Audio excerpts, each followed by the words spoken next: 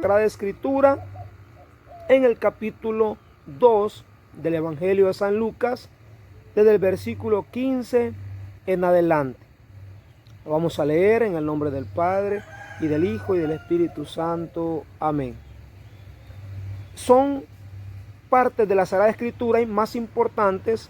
No lo vamos a leer todo porque es amplio, pero usted con su Biblia en su casa lo puede ir comparando, acompañando, para que vayamos reflexionando que en realidad tenemos en nuestro poder como Iglesia Católica los misterios sagrados de nuestra salvación. Versículo 15. Cuando los ángeles los dejaron para volver al cielo, los pastores se dijeron unos a otros: vayamos a Belén para ver eso que el Señor nos ha anunciado. Se fueron pues a toda prisa y encontraron a María, a José y al niño recostado en el pesebre. Después de verlo, contaron lo que se les había anunciado de aquel niño. Y cuanto lo oían, quedaban maravillados. María, por su parte, guardaba todas estas cosas y las meditaba en su corazón. Los pastores se volvieron a sus campos, alabando y glorificando a Dios por todo cuanto habían visto y oído, según lo que se les había anunciado. Palabra del Señor. Gloria y honor a ti, Señor Jesús. Por el momento vamos a quedarnos acá hasta el versículo 20. Luego continuaremos, repito, porque queremos sacarle la sustancia. Queremos ir paso a paso pidiéndole a Dios nuestro Señor el discernimiento para ir entendiendo cómo Dios le fue hablando al pueblo en diferentes etapas. Primeramente, Dios se manifiesta enviando unos ángeles a anunciarle a los pastores que estaban cuidando su rebaño, sus ovejas, en el desierto.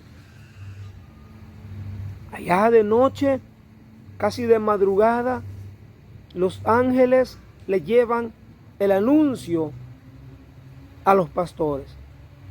En Belén les ha nacido un Salvador. ¡Qué precioso! En Belén. Y ellos dijeron: vamos a Belén a ver lo que ha sucedido. Y eso es un punto importante. Primer punto importante. Dios envía misioneros, Dios envía ángeles a anunciar la buena nueva. Como tú y yo estamos llamados, hermanos, a anunciar la buena nueva, que un Dios nos ha nacido. Jesucristo se hizo carne y habitó entre nosotros, como dijera San Juan capítulo 1. Dios toma posesión de carne humana para hacerse humano, para vivir entre nosotros, para enseñarnos a que hay una misión evangelizadora que hay que comunicarle al pueblo, al mundo, a la sociedad. Que Dios visitó un día a los seres humanos, a los hombres. Y nosotros también podemos, hermanos, desde la perspectiva o desde la oportunidad que Dios nos conceda, poder transmitir a otras personas. Oye, qué acontecimiento tan precioso se estaba dando en Belén, mientras que las demás gentes ignoraban todo aquello. Vemos ahora estos pastores en sus quehaceres, en sus labores, en sus trabajos, cuidando sus rebaños, es decir, cuidando su beneficio, su bienestar familiar, su futuro, puesto que en aquel tiempo el trabajo del rebaño, de ovejas, era un trabajo muy bueno, por la maquilación, por el hilo, por el, vamos a decir así, por el pelo, por el cabello de aquellos animales, de aquellas ovejas. Entonces ellos estaban lejos de lo que Dios estaba realizando. Dios se manifiesta al mundo, Dios se manifiesta a los hombres, pero los hombres no se daban cuenta qué es lo que pasaba, qué es lo que sucedía. Dios tiene que enviar a sus ángeles a decirle: hoy les ha nacido un Salvador, el único Salvador de los hombres. Vayan hasta Belén para ver eso que el Señor nos ha anunciado. Y fueron obedientes. Vea qué importante es ver aquí los puntos importantes. La obediencia. Ellos pudieron haber dicho: ¿qué va a pasar con nuestro rebaño? Vendrá el lobo, se los comerá. Vendrán los ladrones, se los robarán. Entonces, hermanos, posiblemente, vamos a decir así, posiblemente se turnaron. Si andaba un padre con un hijo, a lo mejor uno de los dos fue hasta Belén. Y como eran varios pastores, la Sagrada Escritura no dice que era un pastor, no dice que era padre e hijo, dicen que unos pastores. ¿Se dan cuenta? Los pastores se dijeron: vayamos. Es decir, si hablamos que dejaron a alguien cuidando, y fueron unos, pero si también abandonaron por esa noche, por esas horas de la noche, donde sabemos nosotros que los pastores más tienen que estar alertas por el lobo. Sin embargo, lo dejaron y fueron a ver aquel acto relevante. Fueron a contemplar la maravilla de Dios, porque fueron unos ángeles que se le presentaron. Qué hermoso, qué precioso es haber visto, hermano, aquella legión de ángeles subir y bajar, cantando gloria, cantando aleluya, cantando esa alabanza preciosa por la alegría que había nacido el Salvador. ¿Y qué hicieron? Fueron obedientemente. ¿Y cómo encontraron al niño? Lo encontraron, además, ¿verdad? Como dice la tradición, además de un burro, además, ¿verdad?, de una oveja, además de animales, lo hallaron en el pesebre, pero no estaba solo entre animales. No podemos desvirtuar, no podemos hacer a un lado nosotros que lo encontraron junto a sus padres, José y María. La Sagrada Escritura lo dice: encontraron a aquel niño junto a María y a José. Hermanos, Dios pues es un misterio. Alguien me decía a mí hace poco, respondiendo un mensaje en YouTube, en mi canal, y me decía: ¿por qué no hablas solo de lo que está escrito en la Biblia sin hablar de las religiones? El detalle es que yo lo puedo hacer, pero te dejo en tu oído, en tu mente, en tu corazón, que Iglesia nos habla a profundidad el papel de estos otros personajes, porque repito, el niño no podía estar abandonado sin sus padres. El niño tuvo que haber nacido de una madre, y Dios quiso que lo cuidara un padre postizo, porque no era el propio padre, pero sabía Dios que enviaba a su hijo al mundo, y en el mundo Dios mismo había querido que padre y madre se unieran para que procrearan, para que tuvieran familia, es decir, hijos. Por lo tanto, Dios mandaba a su hijo único a la tierra y tenía que también utilizar padre y madre. Entonces, por eso nosotros tenemos que hablar que Dios no pudo equivocarse, no podía equivocarse, y no se equivocó en elegir, en escoger a José, el gran protector, ¿verdad? Como también le llama la iglesia. Nuestro protector, San José, un hombre humilde, un obrero, un carpintero, pero de corazón sincero, de un corazón sencillo, pero obediente ante Dios. ¿Y qué decir de su madre María? Todavía más pura en mente y en corazón. ¿Por qué te digo más pura? Porque oye lo que dice acá el versículo 19. María, por su parte, guardaba todas estas cosas y las meditaba en su interior del corazón.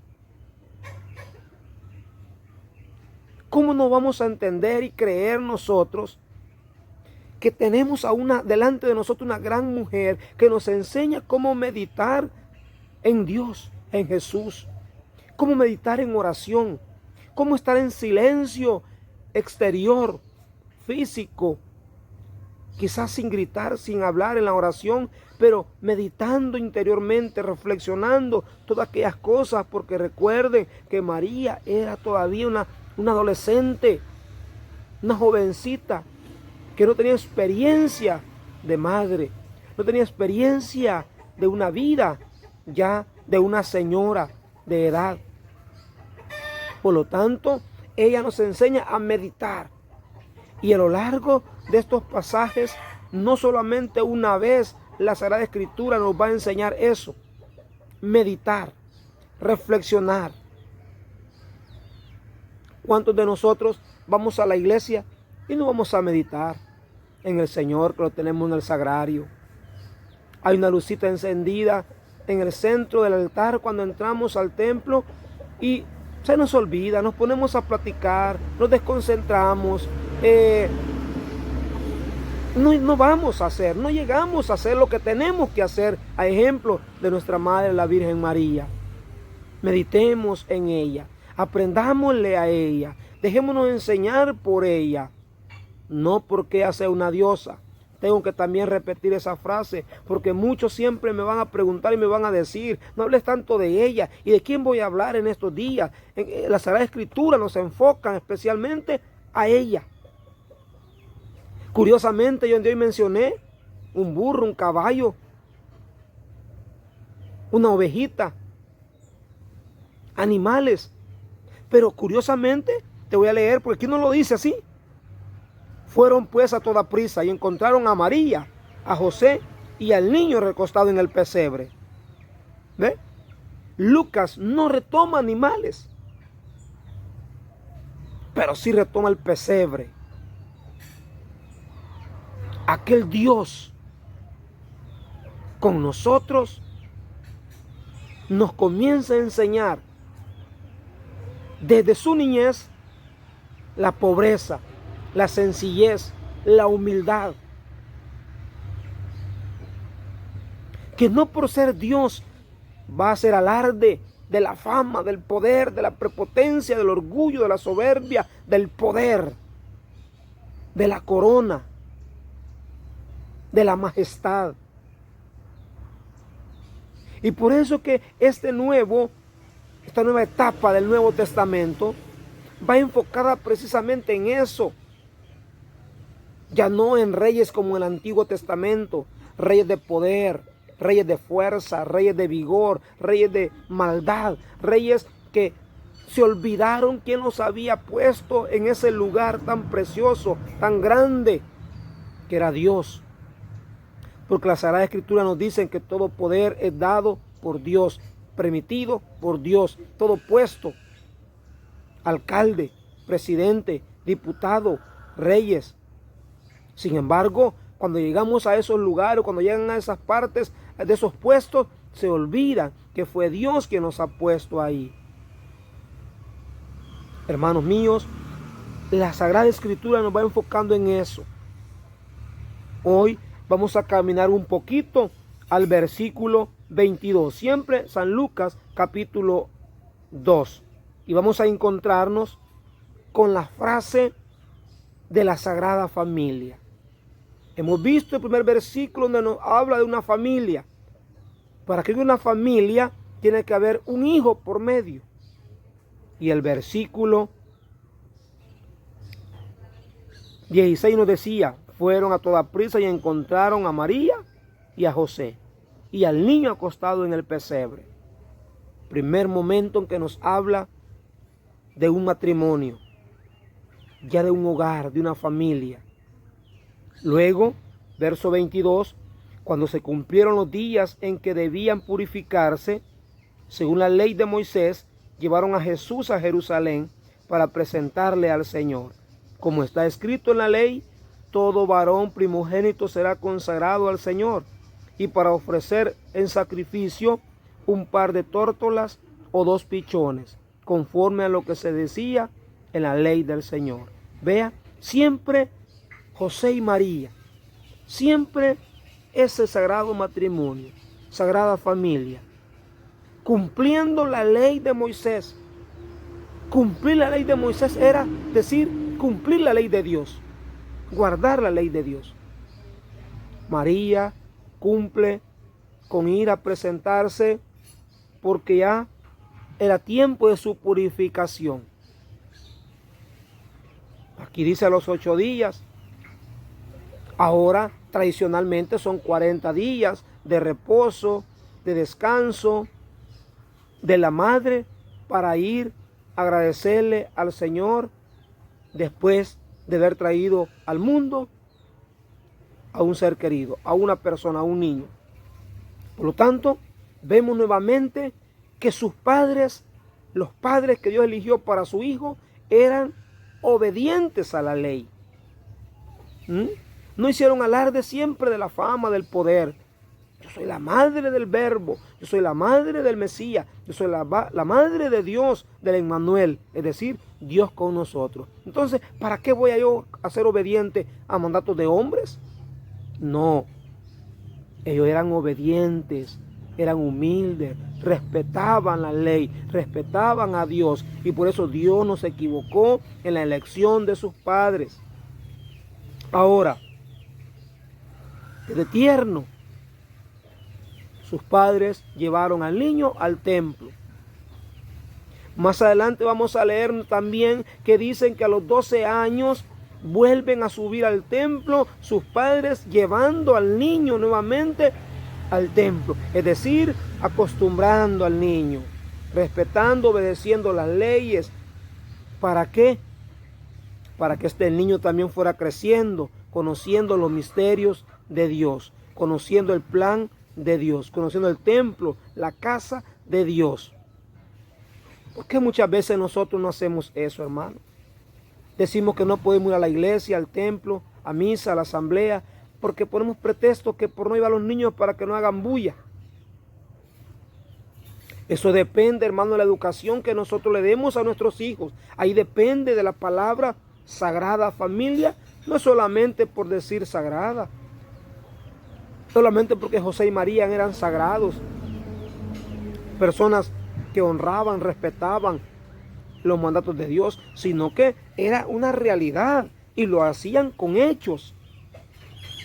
Te invito a que reflexiones si tu familia está tratando de ser ejemplo o de seguirle el ejemplo de la Sagrada Familia. Lleva a tus hijos a la iglesia, enséñales los sacramentos, enséñales el Padre Nuestro, enséñales a que te vean orar, para que ellos vayan también aprendiendo, para que ellos vayan también creyendo, haciendo momentos de oración. Les va llamando la atención rezar. De allí no te das ni cuenta que no le estás obligando ni pegando para que se hinque, para que aprenda, sino que ellos a nuestro ejemplo lo van a ir aprendiendo, les va a ir gustando, les va a ir atrayendo. De alguna manera somos sus ejemplos, somos sus modelos, somos sus superhéroes, el padre es como Superman para el niño. La madre es como la mujer maravilla, es decir, no hay nadie como sus padres, por viejitos que sean, ¿verdad? Por pobre económicamente que sea. Los modelos a seguir de los niños son sus mismos padres. Por eso que la iglesia nos invita a reflexionar, a meditar, a ejemplo de María Santísima, hoy a nosotros en la Sagrada Familia.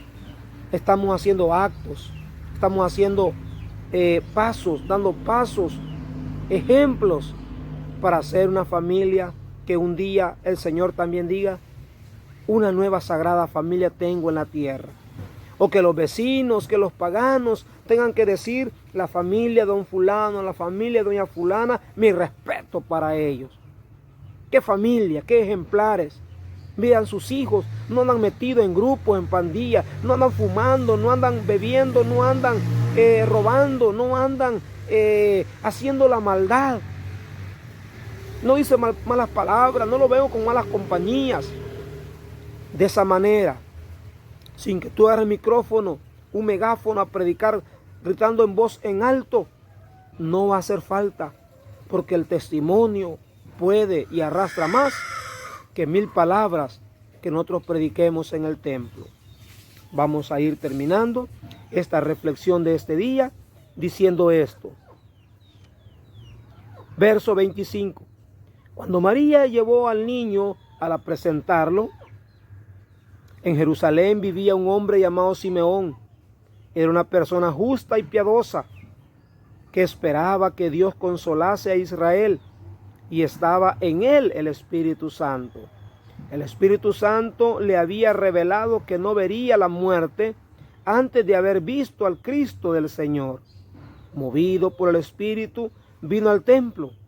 Cuando los padres introdujeron al niño Jesús para cumplir lo que la ley prescribía sobre él, lo tomó en brazos y alabó a Dios diciendo, ahora, Señor, puedes, según tu palabra, dejar que tu siervo se vaya en paz, porque ha visto mis ojos tu salvación, lo que has preparado a la vista de todos los pueblos, luz para iluminar a las gentes y gloria de tu pueblo Israel. Su padre y su madre estaban admirados de lo que decían del niño. Simeón los bendijo y dijo a María, este